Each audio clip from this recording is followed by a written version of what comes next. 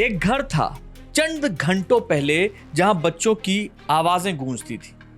पिता ने अपनी पूरी जिंदगी बच्चों को पढ़ाते पढ़ाते गुजार दी, टीचर थे। वहीं मां के लिए उसका परिवार ही उसकी पूरी दुनिया था। एक 23 साल की बेटी अभी अभी अपनी पढ़ाई पूरी करती है, एक 12 साल का बेटा जिसके सामने पूरी जिंदगी पड़ी थी। लेकिन उस रात इस घर में ऐसी खामोशी उतरी जो फिर कभी नहीं टूटी।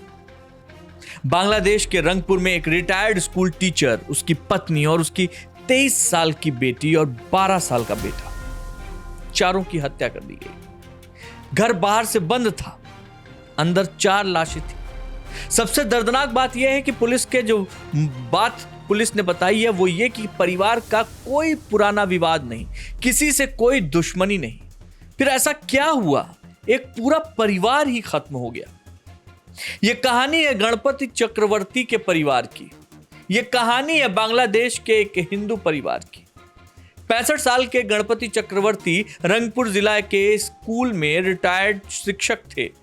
31 दिसंबर 2025 को उन्होंने स्कूल की नौकरी से रिटायरमेंट लिया था। अभी चंद ही महीने हुए थे। रिटायरमेंट के बाद वो होम्योपैथी का काम करते थे, बहुत खुश रहते थे। घर में पत्नी प्रीतिलता थी, 23 साल की बेटी थी, आगामी नाम था उसका, 12 साल का बेटा प्रियम। आगामी ने इसी साल रंगपुर जो है जगह है वहां के कारमाइकल कॉलेज से अंग्रेजी में मास्टर की डिग्री पूरी की थी और प्रियम 5वीं क्लास में पढ़ता था। यानी कि कोई नहीं था ऐसा परिवार में जो खुशहाल ना हो, जिसके अंदर खुशी और उत्साह न भरा हो।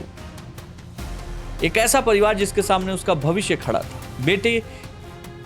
बेटा अभी शुरू कर चुका था, बेटी की पढ़ाई पूरी हो चुकी थी, पिता रिटायर हो चुके थे लेकिन फिर भी सक्रिय थे। माँ अपने परिवार के साथ बहुत खुश। फिर एक रात सब खत्म हो गया। परिवार वालों के माने तो प्रीतिलता की अपनी बहन से आखिरी बार जो है ना, वो अभी कुछ घंटों पहले दोपहर में बात हुई। इसके बाद से ही सारे फोन बंद हो गए। 1-2 नहीं, परिवार के 4 फोन चारों बंद। किसी से संपर्क नहीं हुआ। किसी ने सोचा भी नहीं था कि जो फोन बंद है इसकी वजह जो है वो इतनी खौफनाक होगी। डर तो था, चिंता भी थी, और इसी चिंता के चक्कर में परिवार और रिश्तेदार जो अगल बगल रहते थे वो पहुंचे वहां। उन्होंने देखा दरवाजा बंद था, घर की लाइटें बंद है, कोई आवाज नहीं आ रही है। तुरंत पुलिस को कॉल किया गया। पुलिस आई, दरवाजा खुला और सामने जो पाया, पूरा इलाका हिल गया। घर में 4 लोग थे लेकिन कोई भी जिंदा नहीं था। पुलिस के मुताबिक चारों शव घर के अंदर अलग अलग हिस्सों में मिले। गणपति चक्रवर्ती का शव छत पर, उनकी पत्नी का शव सीढ़ियों पर, 23 साल की बेटी सीढ़ियों के पास एकदम नीचे, और 12 साल का प्रियम अपने किताबों और स्कूल की चिंता करते करते वहीं बिस्तर पर। एक ही घर, 4 जिंदगियां, और मौत के बाद चारों अलग अलग जगहों पर पड़े हुए थे। सोचिए उस घर की हालत। घंटों पहले वहां एक परिवार रहता था।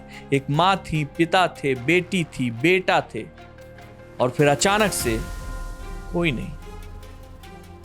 पुलिस की जो शुरुआती जांच हुई उसमें शुरुआत घर की छत से होती है। पुलिस का कहना था कि 2 पड़ोसी युवक छत पर थे।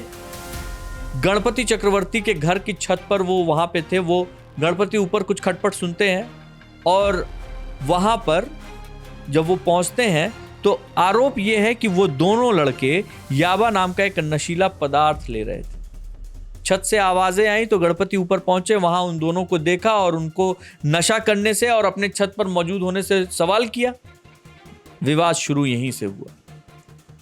अब विवाद शुरू हुआ तो उन दोनों ने गणपति को अपने काबू में करने के लिए, गले में गमछा था, उस गमछे से उनका गला घोंट दिया।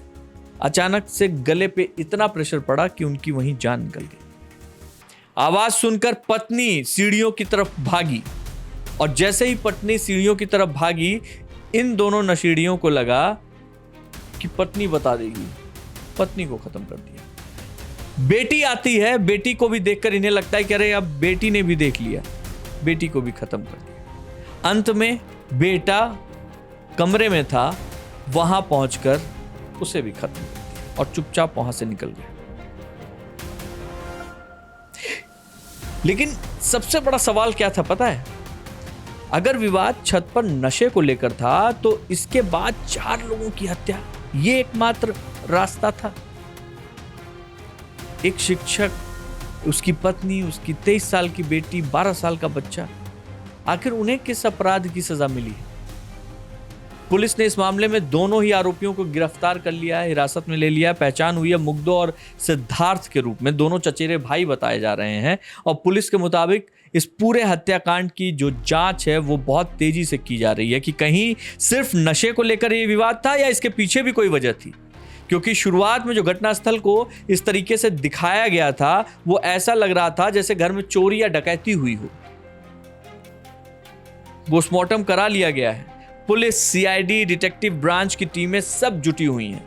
लेकिन पुलिस की फाइल में यह मामला भले ही 4 हत्याओं का हो, परिवार के लिए ये एक ऐसा केस है जिसमें सिर्फ 4 नाम, 4 चेहरे और 4 रिश्ते नहीं है।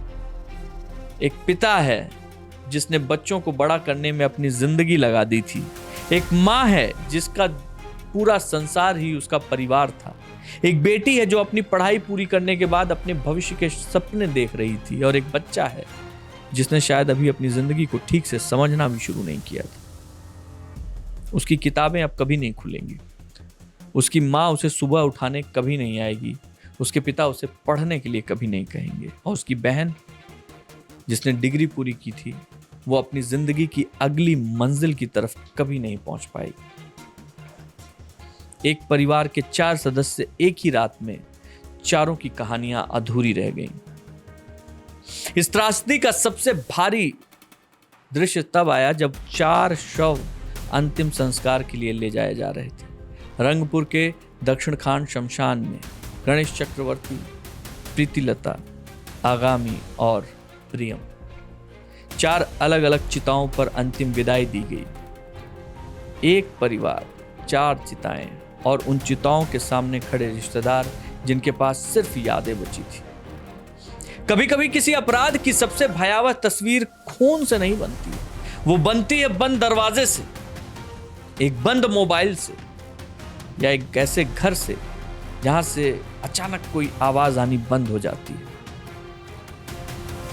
रंगपुर में भी यही हुआ था। इसलिए आपसे हमेशा कहता हूं, साजिशों का कोई चेहरा नहीं होता और हादसों पर किसी का पहरा नहीं होता। सतर्क रहिए, सुरक्षित रहिए। जय हिंद।